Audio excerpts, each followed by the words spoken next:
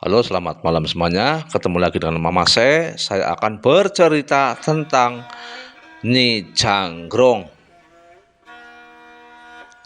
Pak Daliman adalah orang yang hidup miskin. Dia sehari-hari bekerja sebagai kuli bangunan. Dia mempunyai tiga orang anak yang sudah besar, sekolah di SD, dan yang adiknya lagi masih di TK, serta mempunyai anak yang masih bayi.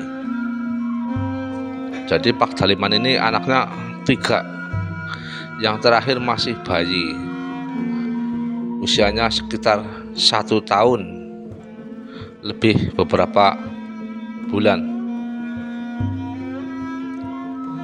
Pak Daliman sehari-harinya bekerja sebagai kuli bangunan. Hidupnya sangat miskin, sangat tidak berkecukupan.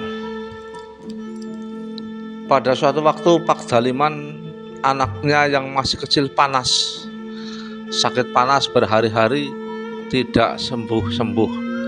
Sudah diperiksakan ke bidan di desa, di kampung, juga diberi obat, ternyata sampai beberapa hari tidak kunjung sembuh.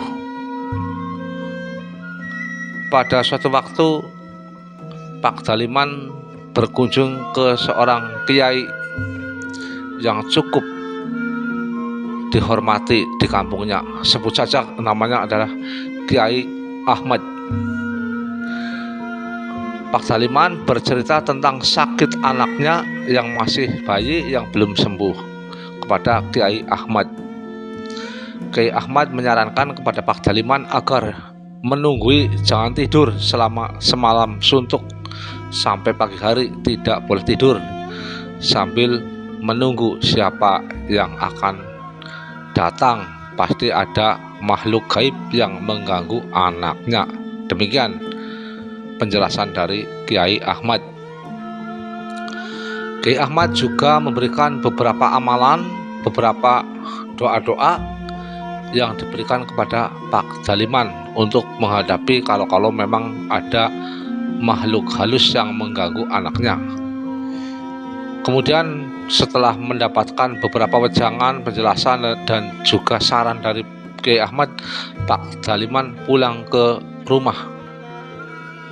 Kebetulan malam itu adalah malam Jumat Kliwon. Pak Daliman sesuai dengan saran dan anjuran dari Kiai Ahmad tidak tidur semalam suntuk. Berniat demikian, tidak akan tidur sampai pagi hari. Tepat tengah malam, anaknya masih menangis, badannya panas. Pak Daliman bingung. Dia menunggu anaknya, sementara istrinya dan anak yang lain sudah pada tidur. Anaknya masih menangis karena suhu badannya masih panas. Pak Daliman masih bingung. Tiba-tiba, tanpa sepengetahuan Pak Daliman, ada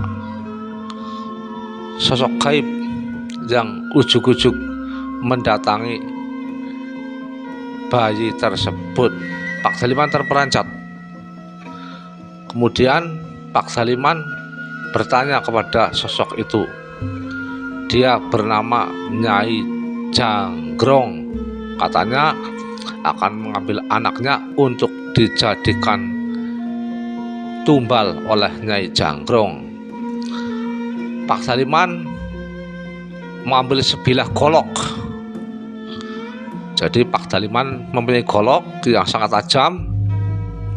Kemudian golok itu dihunus, dicabut dari sarungnya, diacung-acungkan kepada Nyai Janggrong supaya pergi, sambil merapal beberapa doa-doa sesuai dengan anjuran dari Kiai Ahmad.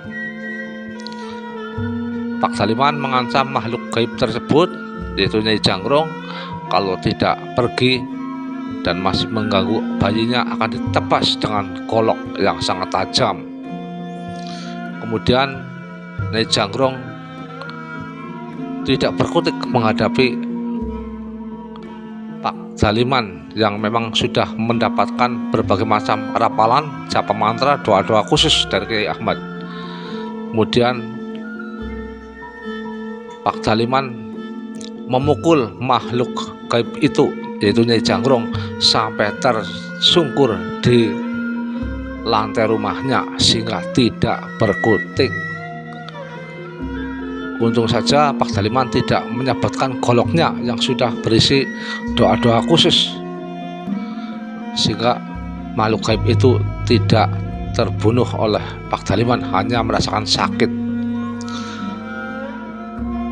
Pak Daliman juga heran karena ujuk-ujuk anaknya yang sedang menangis diam dan bisa tenang setelah makhluk halus itu, yaitu Nyai Janggrong, bisa dikalahkan oleh Pak Daliman.